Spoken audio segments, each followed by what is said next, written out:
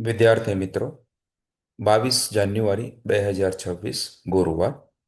આજની મહત્વની ઘટનાઓ. એક, અવકાશયાત્રી સુનીતા વિલિયમ્સ 27 વર્ષની સેવા બાદ નાસામાંથી નિવૃત્ત થયા છે. તેમણે 3 વખત અવકાશમાં મુસાફરી કરી અને 600થી વધુ દિવસ અવકાશમાં વિતાવ્યા. તેઓ યુએસ નેવીમાં હેલિકોપ્ટર પાયલોટ હતા. સુનીતાએ અવકાશમાં રહીને અનેક સ્પેસવોક કર્યા અને રેકોર્ડ બનાવ્યા છે. 2, કેન્દ્ર સરકારે આઈપીએસ અધિકારી રવિશંકર ચાબીને કેન્દ્રીય પ્રતિનિયુક્તિ પર સીઆરપીએફમાં ડીઆઈજી તરીકે નિયુક્ત કર્યા છે. તેઓ 2007 બેચના યુપી કેડરના અધિકારી છે. આ નિમણૂક પહેલા રવિશંકર ચાબી ઉત્તર પ્રદેશ કેડરમાં સેવા આપી રહ્યા હતા. 3, રાજસ્થાનમાં કુંભલગઢ વન્યજીવન અભયારણ્ય વિસ્તારને ઇકો સેન્સિટિવ ઝોન જાહેર કરવામાં આવ્યો છે.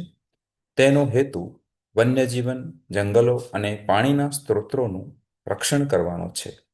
દીપડા, હિના, ચિંકારા અને ઘણી પક્ષીઓની પ્રજાતિઓ અહીં જોવા મળે છે. 4, ભારત અને યુએઈ એ લાંબા ગાળાના એલએનજી લિક્વિફાઇડ નેચરલ ગેસ કરાર પર હસ્તાક્ષર કર્યા છે. આનાથી યુએઈ ભારતને વાર્ષિક 5 lakh metric ton LNG supply કરી શકશે. આ કરાર યુએઈને કતાર પછી ભારતનો બીજો સૌથી મોટો એલએનજી સપ્લાયર બનશે.